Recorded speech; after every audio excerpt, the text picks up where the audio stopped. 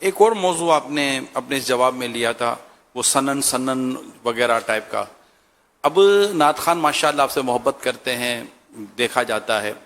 اب نعت خوانوں کو اگر آپ یہ بتانا چاہیں، جیسے ایک تو یہ ہو گیا کہ یہ ایک فعل ہے، یہ کیا ہے، لیکن اب اتنے نعت خوان ہیں، اگر یہ نعت خوان کو کوئی ایسے آپ کی طرف سے گائیڈ لائن مل جائے، دو اس طرح جملے مل جائے کہ بیٹو یہ دیکھ لیا کرو کہ یار یہ جملے بولنے ہیں، یہ جملے نہیں بولنے، یہ لینا ہے بیٹا، یہ نہیں لینا. ماشاءاللہ دیکھا ہے کہ آپ کی بات رہتی ہے ان کے پاس. ٹریننگ سینٹر کھولنا پڑے گا اس کے لیے. اب میں اب بھی کیسے بتا دوں کہ کیا کلام میں فضول ہوتا ہے اور کیا نہیں ہوتا. وہ تو میں نے مثال دی کہ صبا چلی سنن سنن کھنن کھنن ٹھنن ٹھنن. میں نے کہا واٹ از دس؟ یوں بولتے ہیں نعت خوان یار. دیکھیے نعت شریف ہے، حمد ہے، منقبت ہے، اللہ رسول کی تعریف ہے، یہ ہے کیا ہے نا. اپنے کو بتاؤ تو کہ یہ ہے کیا. بولتے ہیں کر کے وہ رگڑے تاڑتے کیا، یہ کیا ہے مطلب.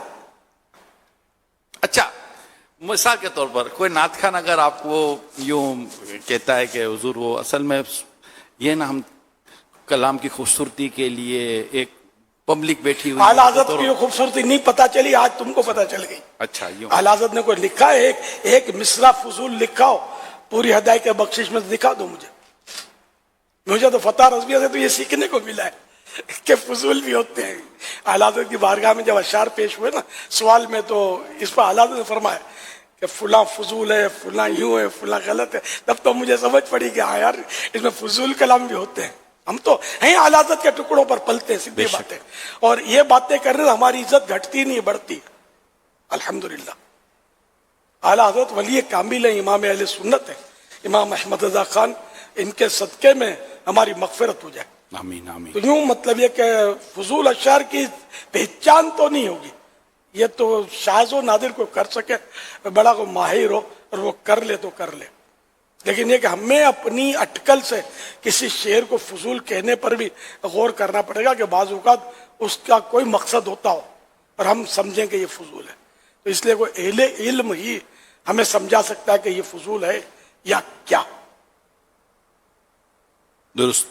اور ہم تو یہ بتاتے تھے اپنے بزرگوں کے کلام پڑھو، لیکن اب یہ کہ بزرگوں کے کلام بھی یہ کب تک پڑھیں؟ واہ واہ سب نہیں کریں گے نا. اب یہ روز پڑھیں واہ کیا جود و کرم اے شہ بطخا تیرا، اور کلام کے تو شریعت کے مطابق ہے، اعلیٰ حضرت کا کلام ہے، عاشق رسول کا کلام ہے. یہ پڑھیں گے تو لوگ جھومیں گے نہیں، داد نہیں ملے گی. نہیں پڑھیں گے تو یہ کسی اور کا وہ چھنن کھنن والے کا ڈھونڈے گا کلام. او قوم نعرے لگا رہی، اچھل رہی ہے، نوٹوں کی برسات ہو رہی ہے، تو مزہ اس میں آتا ہے نا. کیا کریں، اس میں بھی سب ایسے نہیں ہوتے. میں ایک جنرل بات کر رہا ہوں. اعلیٰ حضرت کے کلام میں بھی نکال لیتے نا سر، رم جھم رم جھم جھم بہت لمبا کرتے چلے جائیں گے مراد، اس میں بھی نکال لیتے ہیں. ہاں رم جھم تو رم جھم تو برسات کا ایک انداز ہے، وہ تو ایک یعنی کہ حسن تکلم اس کو کہہ لیں، مطلب ایک تحسین کلام ہے. یہ اس کو پڑھتے ہی اس کو رم جھم جھم جھم جھم یہ کر کے پھر یہ اس کا مذاق بنوا لیتے ہیں بیچارے، اور لوگ پھر ہنستے.